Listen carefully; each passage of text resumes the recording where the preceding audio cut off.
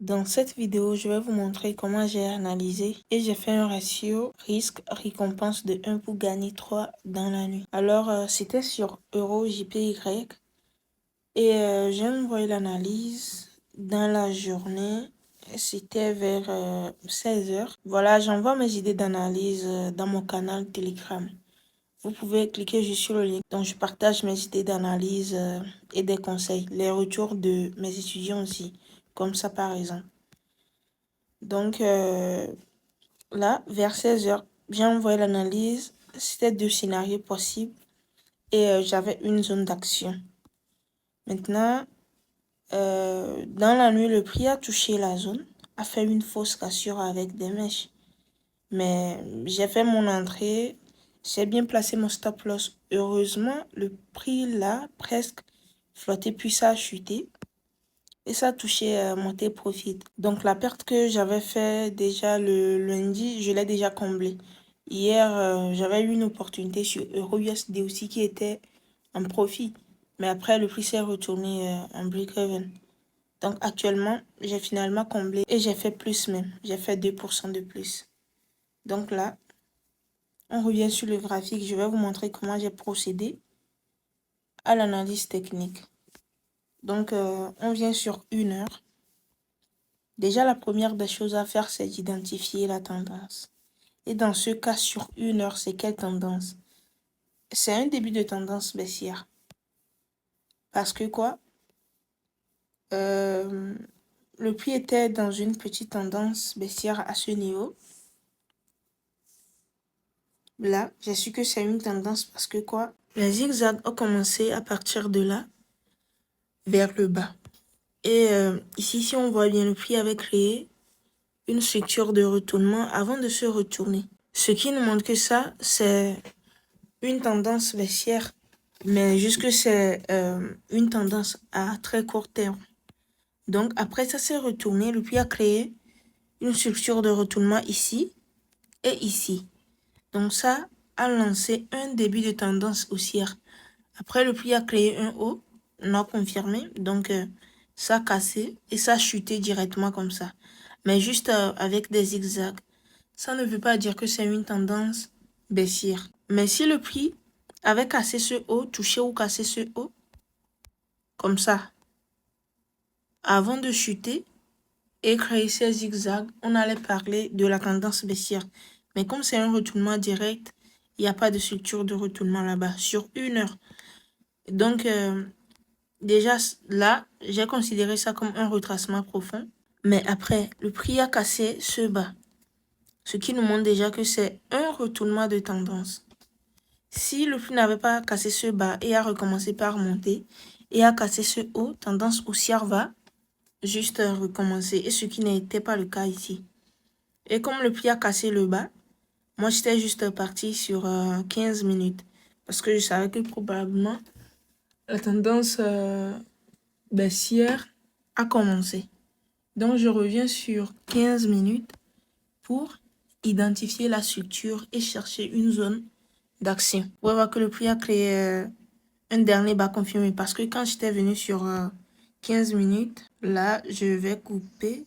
Le prix était ici dans la nuit.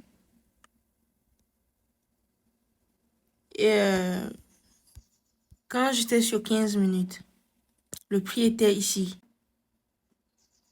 Donc, j'ai tracé le dernier bas confirmé et son haut. Et le prix a cassé le dernier bas confirmé qui est mon niveau de continuation avec une bonne cassure. Pour moi, probablement, sur 15 minutes, c'est une continuation. Et le prix peut venir chercher une zone avant de chuter. J'ai juste tracé ma zone jaune, ce qui veut dire que le prix peut se retourner sur cette zone ou casser la zone et continuer par monter. Mais du moment où c'est une bonne cassure, ça veut dire que il y aura probablement un retournement de la tendance. Donc ici, qu'est-ce qui s'est passé? Le prix a touché la zone. Je vais aller sur 1 minute pour voir s'il y a une structure de retournement pour vendre, c'est-à-dire ma confirmation d'entrée. Donc sur 1 heure, c'est une tendance haussière. Une tendance haussière, qu'est-ce que j'ai fait? J'ai tracé la structure que le prix a montée, c'est ça. Le dernier au confirmé. Bon, je change la couleur. J'ai mis ça en violet et son bas. À la cassure d'ici, je vais juste chercher une zone plus haut et vendre sur ça. Il faut d'abord une bonne cassure. Là, le prix a cassé. Mais c'était pas une bonne cassure, non. Le prix a réintégré en même temps. Donc, j'ai pas cherché de zone.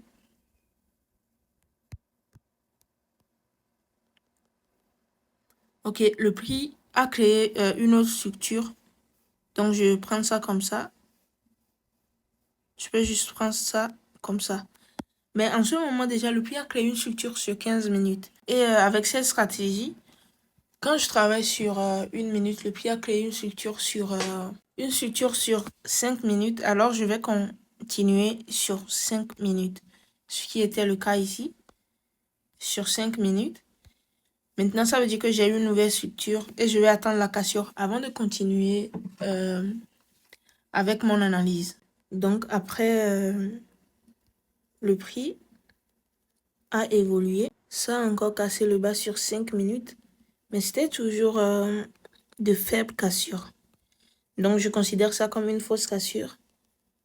Et je dois faire la mise à jour, c'est-à-dire, je trace le haut là.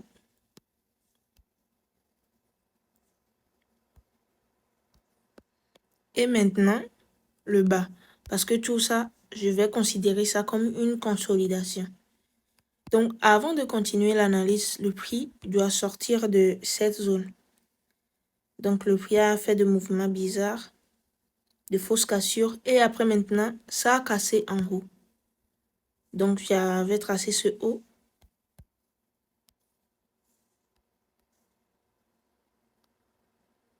Et voilà, ça a confirmé. Et ça s'est retourné. A créé un autre bas ici.